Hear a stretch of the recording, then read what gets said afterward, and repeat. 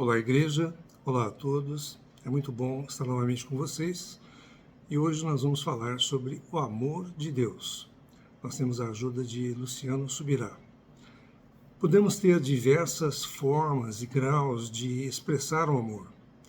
Se a gente se basear em palavras gregas, nós poderemos ter os tipos de amor seguintes: o amor eros, que é o amor romântico, a paixão, o desejo; o amor ludus, que é o amor lúdico, o jogo, a paixão passageira; o amor storge, que é o amor familiar, parental, pai para filho, mãe para filho; o amor filia, que é o amor amizade, fraternal, o afeto; e o amor ágape, que é o amor altruístico, incondicional, que é o próprio amor de Deus.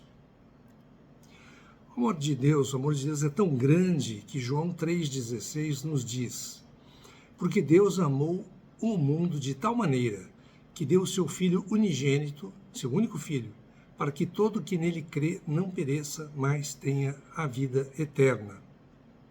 Deus amou a todos indistintamente, você, a mim, a todos, para que todos os que creem em Jesus Cristo tenham a vida divina eternamente. A Bíblia nos diz, quando um fariseu intérprete da lei pergunta em Mateus 22, 36, 40, o seguinte: Mestre, qual é o primeiro, qual é o grande mandamento na lei? Respondeu-lhe Jesus: amarás o Senhor teu Deus de todo o teu coração, de toda a tua alma e de todo o teu entendimento. Este é o grande e primeiro mandamento. O segundo, semelhante a este, amarás o teu próximo como a ti mesmo. Destes dois mandamentos dependem toda a lei e os profetas. Então, esses dois mandamentos, amar a Deus e ao próximo, resumem todos os demais mandamentos, todas as demais ordenanças de Deus. Em 1 João 3,18, fala de amar de verdade, não apenas com palavras, apesar de as palavras serem importantes, sim. Diz lá: filhinhos, não amemos de palavra nem de língua, mas de fato e de verdade. João 21, de 15 a 17, nos fala: depois de terem comido, perguntou Jesus a Simão Pedro: Simão, filho de João, amas-me mais do que estes outros? Ele respondeu: sim, Senhor, tu sabes que te amo. Ele lhe disse: apacenta os meus cordeiros. Tornou a perguntar-lhe pela segunda vez: Simão, filho de João, tu me amas? Ele respondeu: sim, Senhor, tu sabes que te amo. Disse-lhe Jesus: pastoreia as minhas ovelhas. Pela terceira vez, Jesus lhe perguntou: Simão, filho de João, tu me amas? Pedro entristeceu-se por ele lhe ter dito pela terceira vez: tu me amas? E respondeu-lhe: Senhor, tu sabes todas as coisas, tu sabes que eu te amo. Jesus lhe disse: apacenta as minhas ovelhas. Nas duas primeiras vezes que Jesus faz a pergunta a Pedro, Jesus utiliza o termo ágape, amor divino, e Pedro responde com amor filios, com amor fraternal. Já na terceira vez, Jesus então regride um pouquinho e pergunta se Pedro o ama com amor fraternal. E Pedro responde que sim, que o ama com amor fraternal. Então Jesus quer saber aqui de Pedro a sua condição de amar a Deus. Pedro não consegue amar ainda com amor divino, com amor ágape, apenas com amor fraternal. Precisamos amar a Deus de todo o nosso coração, alma, entendimento e força. Não importa o quanto o amor cresceu em você, ainda há espaço para ele crescer e se desenvolver ainda mais, até atingir o amor divino, o amor ágape. Nos versículos 18 e 19, continua a palavra: em verdade te digo que, quando eras mais moço, tu te cingias a ti mesmo e andavas por onde querias. Quando, porém, fores velho, estenderás as mãos e outro te cingirá e te levará para onde não queres. Disse isto para significar com que gênero de morte Pedro havia de glorificar a Deus. Depois de assim falar, acrescentou-lhe: siga-me. Na última ceia, Pedro diz a Jesus, em Mateus 26, 35, eu morreria por você, Senhor. Isso quando Jesus dizia que um deles iria traí-lo, que era Judas. Os discípulos queriam saber quem era o traidor. Seria eu? Poderia acontecer com qualquer um deles. Mas Pedro diz, não, por você, Senhor, eu daria a minha vida. Jesus diz, você acha que me ama a ponto de morrer por mim? Mas você, Pedro, não está pronto ainda. Jesus completa, ainda esta noite, daqui a pouco, antes que o galo cante, você vai me negar 3 vezes. Isso está em Mateus 26, 34. Pedro nega essa afirmação do Senhor, fala que não. Quando o galo canta, Pedro havia negado o Senhor por 3 vezes. Isso está em Mateus 26, de 69 a 75. No versículo 75, então Pedro se lembrou da palavra que Jesus lhe dissera, antes que o galo cante, tu me negarás 3 vezes. E saindo dali, Pedro chorou amargamente.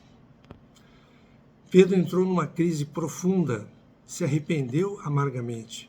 No final de sua vida, Pedro amava ao Senhor a ponto de morrer por ele. Seu amor cresceu.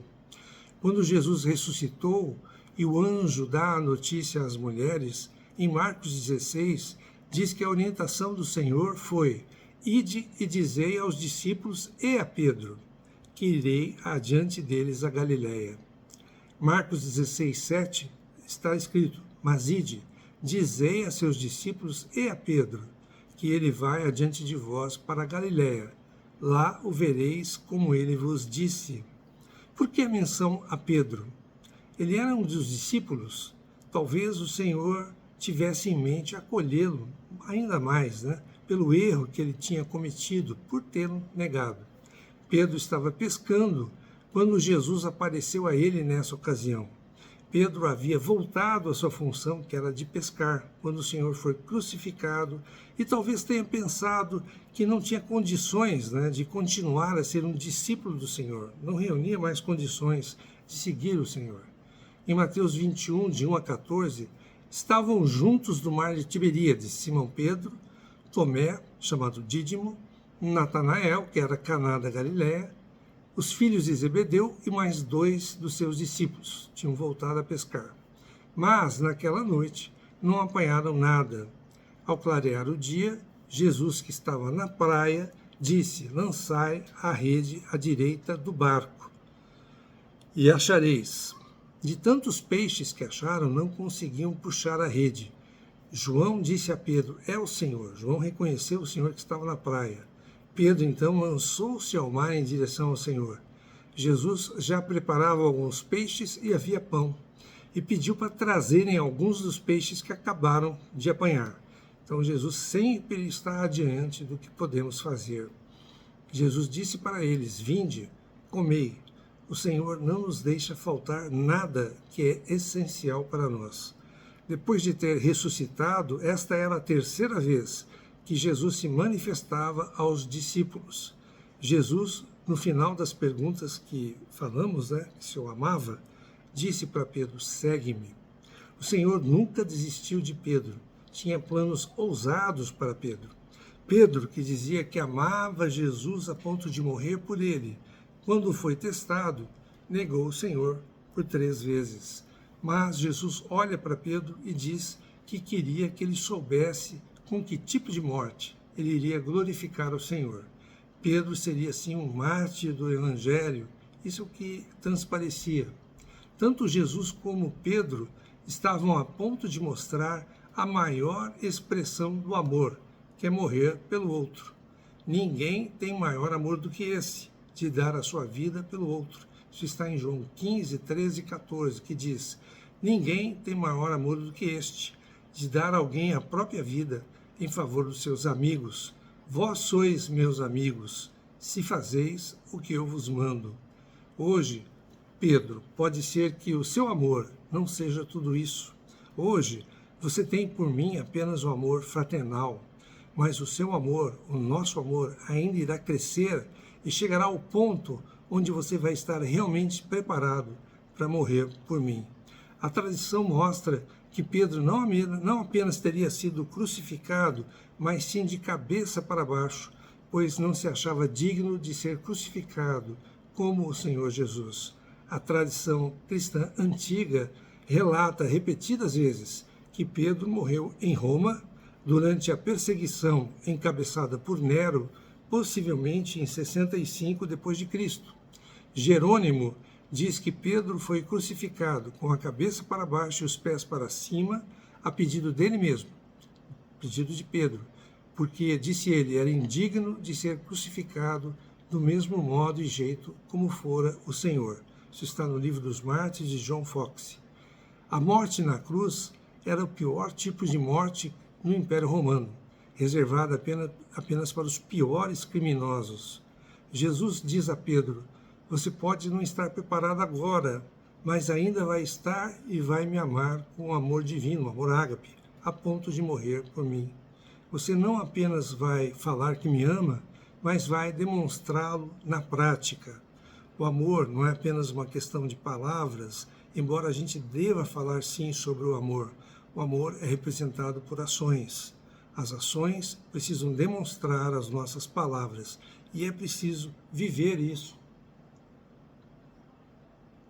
Se o amor pode crescer, a gente não deve esperar que isso aconteça de uma forma espontânea, sem esforço algum, mas podemos e devemos investir no crescimento do amor.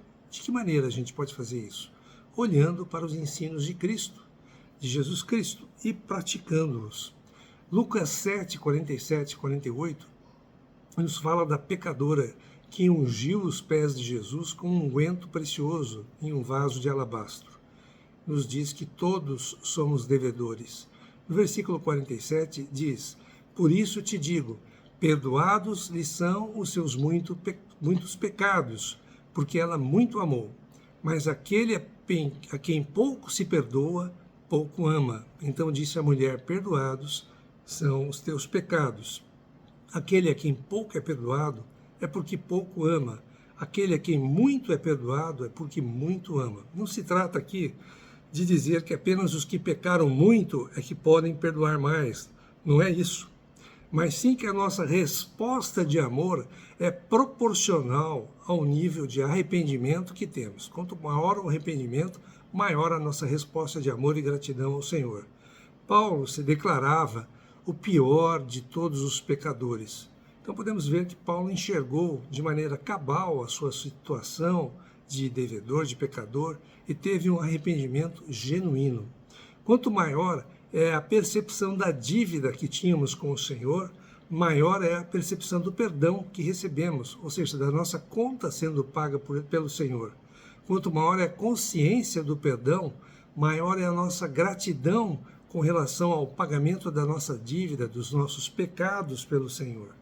Então, um exemplo de perdão do Senhor na cruz nos leva a olhar para Cristo e reconhecer toda a sua obra em nosso favor, em meu favor, em seu favor, toda a sua obra de salvação. Isso permite que o nosso amor para com o Senhor cresça. Devemos trabalhar isso de uma maneira intencional, pois amar a Deus é um mandamento a ser seguido, é o maior mandamento.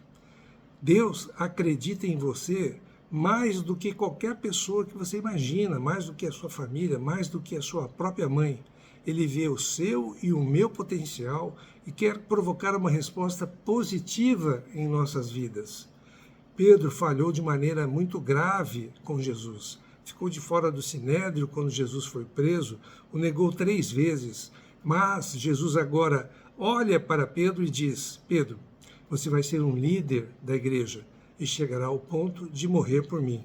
Isaías 42, versículos 1 a 3, nos diz: eis aqui o meu servo, a quem sustenho, o meu escolhido, em quem a minha alma se compraz. Está falando do Senhor.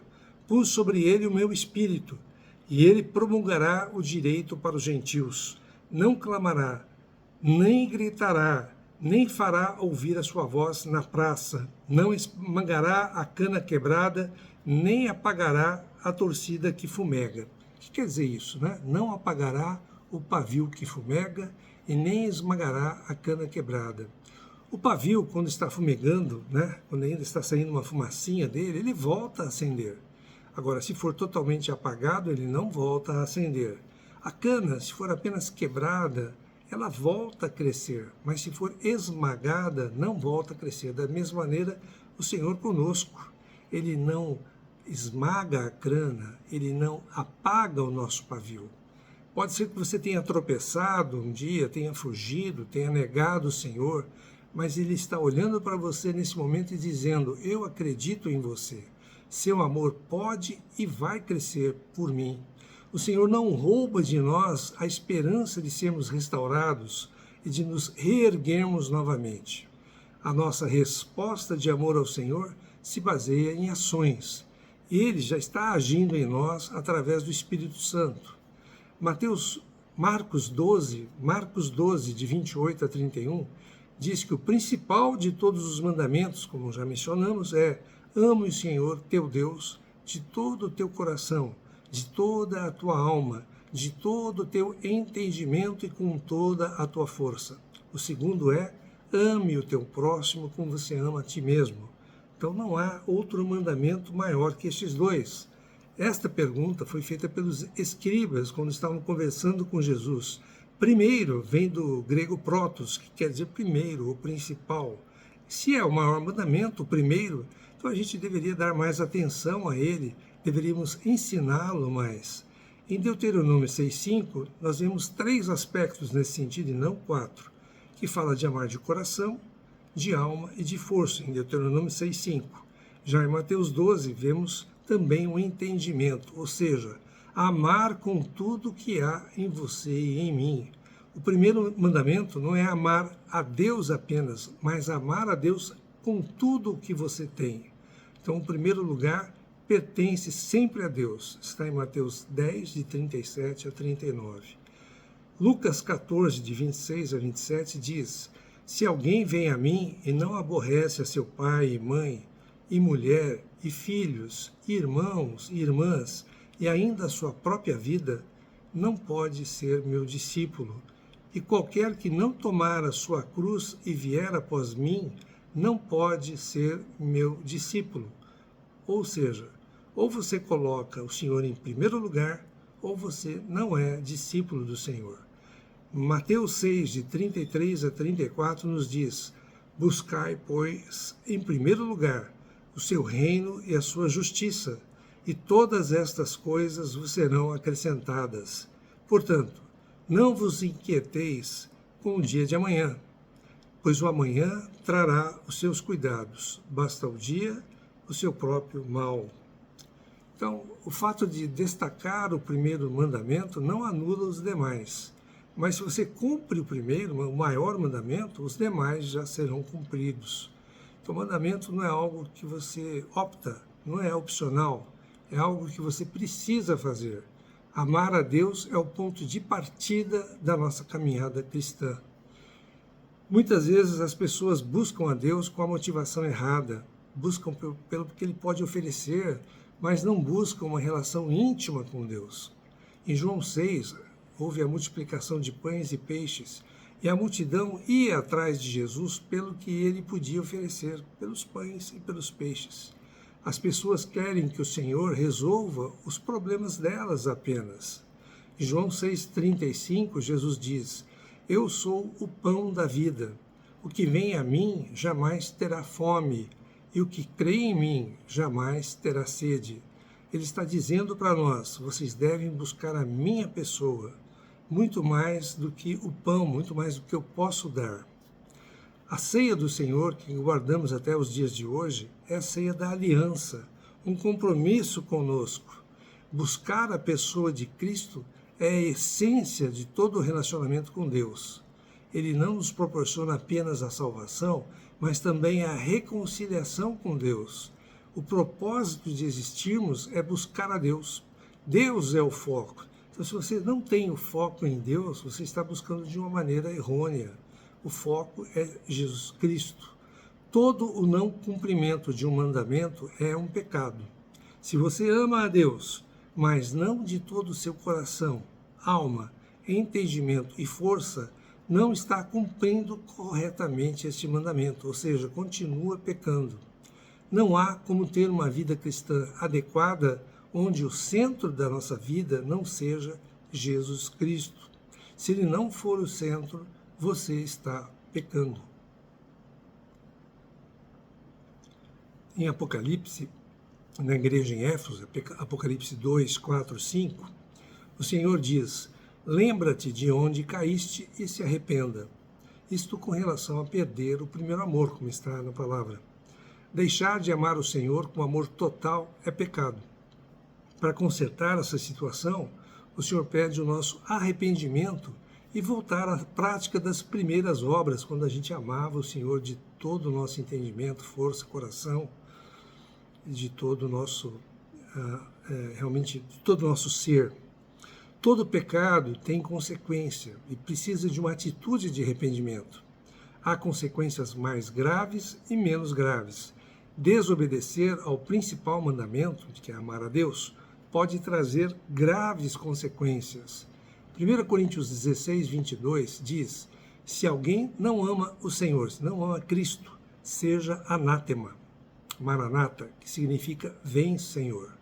Anátema tem o significado de expulso, excomungado, reprovado, amaldiçoado, condenado. Então, se a pessoa não ama o Senhor, ele está condenado, está amaldiçoado. A nossa relação com Deus precisa sempre ser baseada no amor. Gálatas 3, de 13 a 14, nos diz: Cristo nos resgatou da maldição da lei, fazendo-se Ele próprio maldição em nosso lugar. Porque está escrito: maldito seja todo aquele que for pendurado em madeiro, para que a bênção de Abraão chegasse aos gentios em Jesus Cristo, a fim de que recebêssemos pela fé o Espírito prometido. Então, apesar desses versículos, a maldição não deixou de existir. Cristo nos resgatou do pecado, sim, mas o pecado, a natureza do pecado, não deixou de existir. O que não precisamos é ser mais escravos do pecado. Então, nós temos a liberdade, nós temos a possibilidade de sermos livres do pecado quando estamos em Cristo Jesus. Romanos 6,14 diz que porque o pecado não terá domínio sobre vós, pois não estáis debaixo da lei, e sim da graça. Ou seja, o pecado não vai mais ter domínio sobre vocês. Não quer dizer que você não vai mais pecar, mas você não vai mais ser escravo do pecado. Você não está mais debaixo da lei, mas sim da graça. Cristo nos resgatou da morte, mas a morte ainda não teve o seu fim definitivo. Nós ainda morremos, como aparece o fim definitivo da morte em Apocalipse 20, 14. Apocalipse 20, 14 fala do fim da morte. Em 1 Coríntios 15, 26, Paulo nos diz, com relação à vinda de Cristo, que o último inimigo a ser vencido é a morte. Então, o que nos deve levar a obedecer ao primeiro mandamento, a amar a Deus? Com certeza não deve ser obrigação, mas devemos ter prazer em obedecer esse mandamento. Amor não é mero sentimento, mas é fruto de uma decisão nossa, de uma disposição nossa de sacrifício pelo outro, como Cristo se sacrificou por todos nós. A obrigação destrói os relacionamentos. Então, de novo, devemos amar não apenas com obrigação, cumprindo o mandamento, mas, sobretudo, com senso de prazer, gostando de cumprir o mandamento. O senso de prazer em amar alguém vai muito além de simplesmente cumprir esse mandamento, cumprir este amar alguém com obrigação. O senso de prazer valoriza a pessoa a quem amamos e não apenas o meu comportamento. Na relação com Deus, isso não pode ser diferente. A valorização da nossa performance para com Deus e não a nossa total entrega define o que é falado de religiosidade. Então, a valorização do que nós fazemos, da nossa performance para com Deus, e não a nossa total entrega, define a nossa religiosidade. Então, não se esqueça que Jesus muitas vezes confrontou os religiosos, a sua aparência de religiosidade, e não a realidade. Filipenses 3, de 7 a 8, nos fala: mas o que para mim era lucro, isto considerei perda por causa de Cristo. Sim, deveras considero tudo como perda por causa da sublimidade. O que é sublimidade? Grandiosidade, magnificência do conhecimento de Cristo Jesus, meu Senhor, por amor do qual perdi todas as coisas e as considero como refúgio para conseguir Cristo. Então aqui, Paulo não está falando apenas de coisas materiais, mas sim de valores. O que para mim era importante, que para Paulo era importante, perdeu o valor pela descoberta de algo muito mais importante, que é Cristo. Então Paulo considera como perda todas as coisas, boas e ruins, para ter Cristo. Então devemos entender aquele que tem a maior importância, o maior valor para nossas vidas, que é o próprio Cristo. Então cumpra o mandamento de amar a Deus acima de todas as coisas, não apenas com obrigação, mas com senso de prazer. Deus precisa estar sempre em primeiro lugar no nosso relacionamento para com Ele. Entenda e coloque em prática todas essas verdades. Espero que tenham gostado. Aqui embaixo está escrito inscrever-se. Caso você ainda não tenha se inscrito no canal, inscreva-se. Se você gostou, dê o seu like. Isso permite que a mensagem seja divulgada para mais pessoas. Lembrando que a ICEL, a Igreja Cristã em Londrina, está estudando os 4 Evangelhos em Harmonia. Ela tem um canal no YouTube e um canal no Facebook.